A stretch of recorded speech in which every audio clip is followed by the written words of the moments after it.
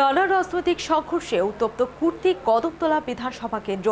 বিজেপির অভিযোগ, বিজেপির কদমতলা অফিসে সিপিআইএমের লোকজন আগুন ধরিয়ে দেয়।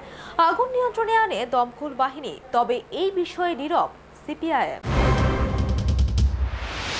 রাজনৈতিক সংঘর্ষে উত্তপ্ত কুর্তি কদমতলা বিধানসভা কেন্দ্র। টানা কয়েকদিন ধরে ক্রমান্বয়ে রাজনৈতিক উত্তাপ বাড়ছে কুর্তি কদমতলায়। শনিবার রাতে বিজেপির মনোনীত পঞ্চায়েত সমিতির এক প্রার্থী সহ ৩ বিজেপি কর্মীকে মারধর করে সিপিআইএমের দুষ্কৃতীরা। বিজেপি নেতৃত্বের অভিযোগ, রবিবার সন্ধ্যায় কদমতলা স্থিত দলীয় অফিসে সিপিআইএম দুষ্কৃতীরা আক্রমণ করে এবং অফিসে আগুন ধরিয়ে দেয়।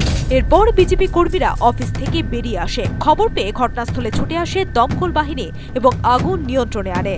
তো সিপিএম এর অফিস ছিল এবং পিছনে দেখা গেল যে সিপিএম এর কিছু পতাকা, আপনারা সিপিএম বলতে কিছু নেই এখানে। ভারতীয় জনতা পার্টির চতুর্দিকে ঝান্ডা লাগানো আছে। ঝান্ডাটা তো আপনারা বর্তমানে লাগিয়েছেন।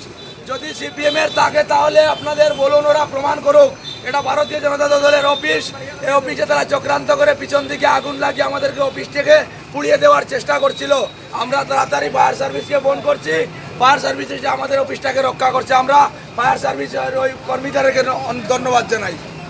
এদিকে গুঞ্জন, বিজেপি কর্মী সমর্থকরা পুলিশের সামনেই সিপিআইএমের অফিস দখল করে এবং সিপিআইএমের পতাকা ফেলে দিয়ে পতাকায় আগুন লাগিয়ে দেয়। পরে এই অফিসে বিজেপির পতাকা লাগানো হয়। গোটা বিষয়টি নিয়ে উত্তর জেলার প্রথম সারির সিপিআইএম নেতা অমিতাভ দত্তের সঙ্গে যোগাযোগ করা হলে তিনি বলেন, এই মুহূর্তে তিনি কিছুই জানেন না এবং তিনি নাকি এলাকায় নেই।